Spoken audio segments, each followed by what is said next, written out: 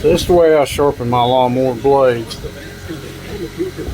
Of course, I done pulled it off the mower, and it's how well you can see it, but I mean it needs some sharpening. I try to sharpen them in that several times through the year, and of course the more you hit rocks and sticks and stuff like that, the more you gotta sharpen them. But let's set you up here. I don't have a whole lot of room here in my little old shed, but let's see what we can do here. Here's the way I do it, and it always works. Of course, I always like to clean off this area here a little bit, the grinder. So we'll hit that for a second.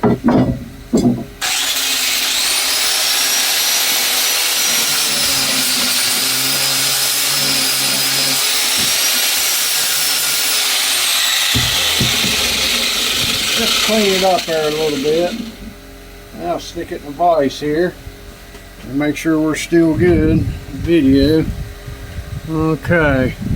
And then I just use my 60 grit sanding disc, and then I'll just go down roughly a 30-degree angle like this.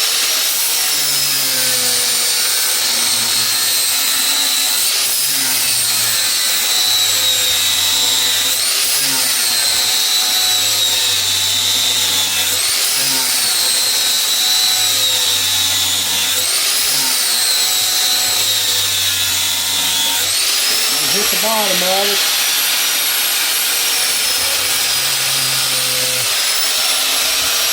And it can go low now.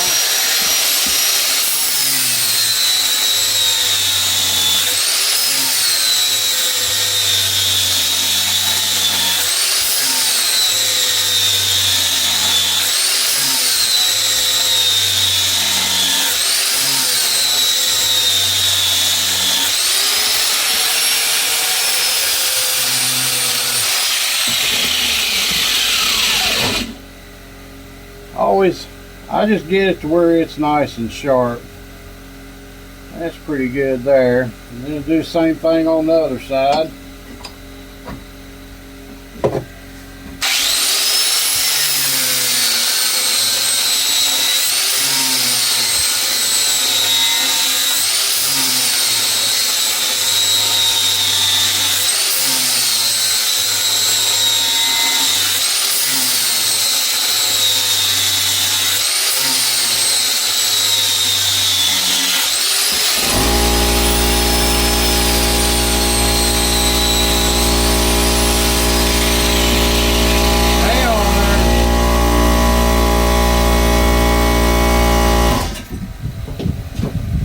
That surprised me.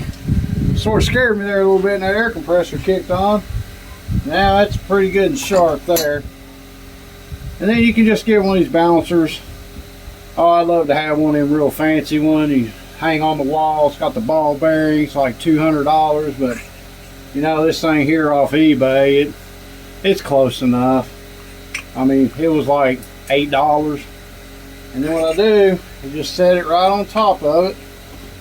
Let me see here. Set it right on top, and we'll see how close it is there.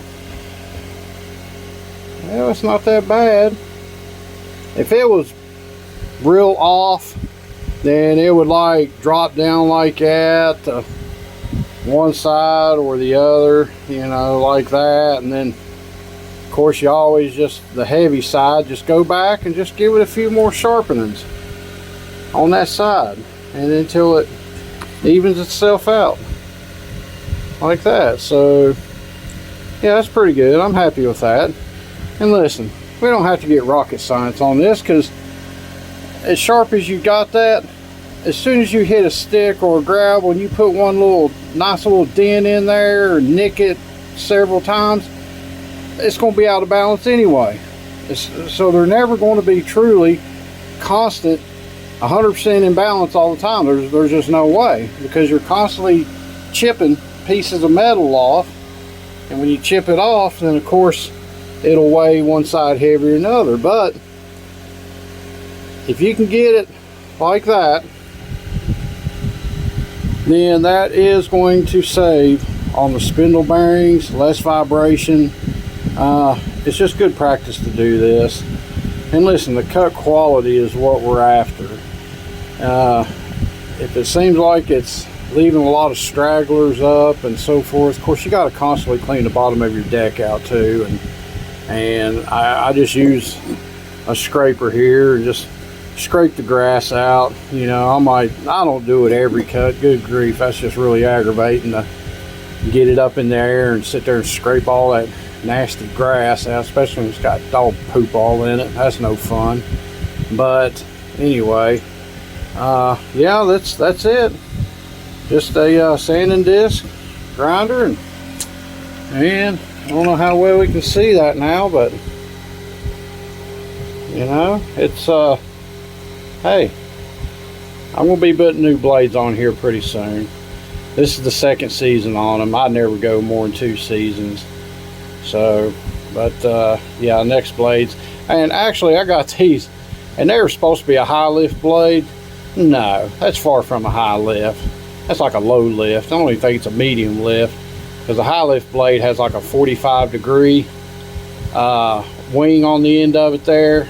And I measured this, and it's like 23. So, yes, I bought them, and they was advertised as high lift. And I called them out on it and said absolutely not. So you might want to watch that when you go to buy them. If they say high lift, they might not be. All right, have a good day.